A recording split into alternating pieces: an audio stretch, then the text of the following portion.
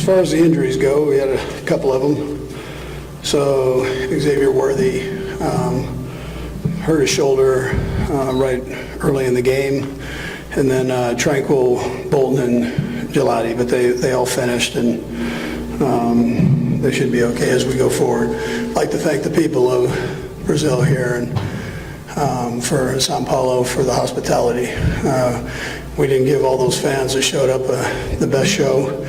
We can learn from this as we move forward, which we'll do. I've got to make sure I get my team in a better state there coming out with playing with more emotion. And we were a little flat that first half, and that cost us.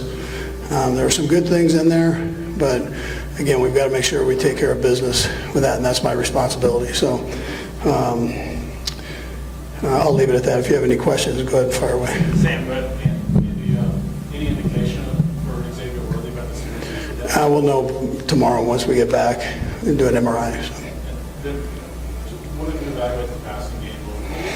Yeah, listen, I thought it was kind of a two halves passing game. I thought the first half we were off a bit, and then the second half it picked up a little bit. We had a few more explosives there, and got a little rhythm, better rhythm than what we had there. So we got to, again, I've got to make sure that we start faster in there. Thanks. Go ahead.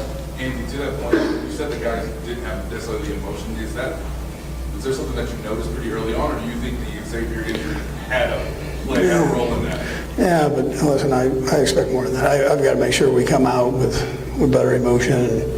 And, you know, it's a nice big stage for us, and against a good football team. And they made a couple plays early, got things going, and we weren't able to do that. And I thought they did a better job in that area. So. Bye, go ahead. Bye, you're good. Stand up. Andy, just related to the same question. What signs do you see that when you say that about feeling like they're flat? Anything in particular that points that? Yeah, listen, I'm on the sideline, so I expect there to be emotional support there. I also expect the players to fly around and do the things that I've seen us do. So it's my responsibility to get them in that frame of mind. Do that, whether you have an injury, a turnover, whatever it is. You know, you fight through that and you make yourself better, whatever situation that you're in. Second row. Coach, Ben has said a few times that you don't see that how about compete for the second person. And it looks like in the first part you got hurt in your face, but in the second half you tried to revert to get it. How much work is he chasing things? Yeah, we normally like to mix and match, but we did take a few more shots today, completed a few, and we were off on a couple. But that's you keep firing in those situations and work through it. First row, ahead. Coach, after this first game of the season, what do you think will be the first thing that you have to train better and improve for the next game, besides start faster as you said? Sure, we got to clean up some of the penalties that we had, especially in crucial situations as you're getting ready to go in and potentially score. And so we got to take care of that.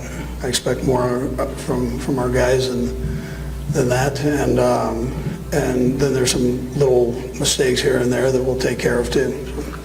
Steve, go ahead. Coach, I know you haven't much film yet, but could you evaluate the offensive line and what you thought? Yeah, listen, I thought we did a decent job up until that,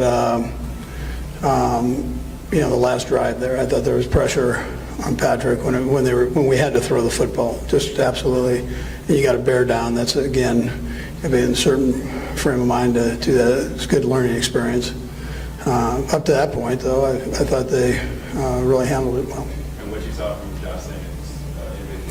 Yeah, you know what? I think he did okay. I've got to check the tape out for individual guys on that. First row, ahead. Coach, we know we're on that close to the World Game today. My home had the most questions about that part, which is how do you manage to prevent that when that's coming again with the Eagles and the rest of the season? Sure. Yeah, Pat's always going to get his runs in. that's just how that goes, and we don't plan for those. We've got to do even better in that area. We can do a better job there. So we'll keep working on the run game and make sure we can get our yards per carry up a little bit higher with the running backs. Do a couple more, but second one.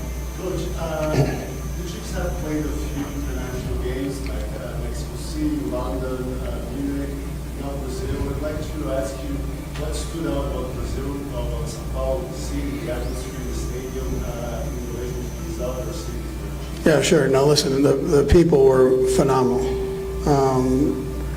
The people that we ran into, fans, whether it was at the airport, whether it was today on our travel here and throughout the game. So, and then the people at the hotel, I thought, did a great job. So my hat goes off to the Marriott and the folks there for really having a great plan for us. What about the crowd?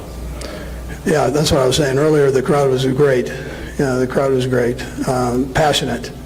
I got goosebumps on the national anthem there, your national anthem, Brazilian national anthem. I mean, that was special. Everybody participating there like that. We'll go last two, Sam and then Nate. What's in? Andy, obviously, Justin Herbert's a great player, but what about their scheme and their passing? Yeah, listen, I thought Jim had a great plan there, he and his staff, and they executed, and their underneath game was good. Possession throws were good. They didn't really hit too many deep ones, but the ones that that intermediate range, I thought they did a nice job with. Nate? Andy, it seemed like on the last third down that Chris went inside and break contained. Just what is your evaluation on the front four right now when you guys aren't blitzing quarterback? Yeah, listen, I always expect more from the bigs on both sides of the ball, so we can do better in those two areas for sure. Oh, I mean, that's where it all starts, right? So, and so we can do a better job. We will do a better job. Thanks, Coach. All right, good. It was supposed to be just another intense NFL night in Brazil. But for Travis Kelce, it turned into something far more painful, both physically and emotionally. In the heat of the battle against the Los Angeles Chargers, Kelce found himself at the center of a tense and ugly moment. While blocking on a crucial drive that would eventually end in a touchdown from Patrick Mahomes, emotions boiled over. Chargers defensive tackle T.R. Tart clearly didn't appreciate the physicality. When Kelce released his block, Tart turned, stared at him, and then suddenly slapped him across the helmet with an open hand. The stadium gasped. It wasn't a punch. And that technical detail may have saved Tart from ejection. Had his fist been closed, the rules would have forced officials to send him off the field. Instead, it was ruled unnecessary roughness, just a 15-yard penalty. Nothing more. Kelce didn't explode in anger. He didn't retaliate. He didn't even shout. He simply shrugged and looked toward the referees, almost silently asking, "Is that really all?" It felt like a lonely moment. Playing in Sao Paulo without his fiancée in the stands, Kelce was already having a difficult night. Through 3 quarters, he had just one catch for 10 yards, far from the dominance fans expect from him. The frustration was visible. The pressure was heavy. But at the start of the 4th quarter, he answered in the only way he knows how. Mahomes launched a 37-yard pass, and Kelce took it to the house. For a moment, the noise returned. Hope returned. The Chiefs were alive again. Ironically, when Kansas City went for 2 to tie the game, it was Tart once more who intervened, breaking up a pass intended for Noah Gray with that same open hand. The same hand that had struck Kelce earlier. And just like that, momentum slipped away again. The Kansas City Chiefs were fighting, but the night felt heavy. Justin Herbert soon connected with Quentin Johnston for another touchdown, stretching the lead and draining the remaining hope from Kansas City's comeback. For Kelce, the moment felt symbolic. Last season, he scored just 3 touchdowns, the second lowest total of his career. He had already begun this season with something to prove. That 37-yard touchdown in Brazil wasn't just 6 points, it was defiance. It was resilience. But sometimes, even resilience isn't enough. Under the bright lights of Corinthians Arena, thousands of miles from home, Kelce walked off the field bruised, not just from a slap to the helmet, but from a night that never quite turned his way. And for a player who carries so much expectation, so much spotlight, and so much heart, that might have hurt the most.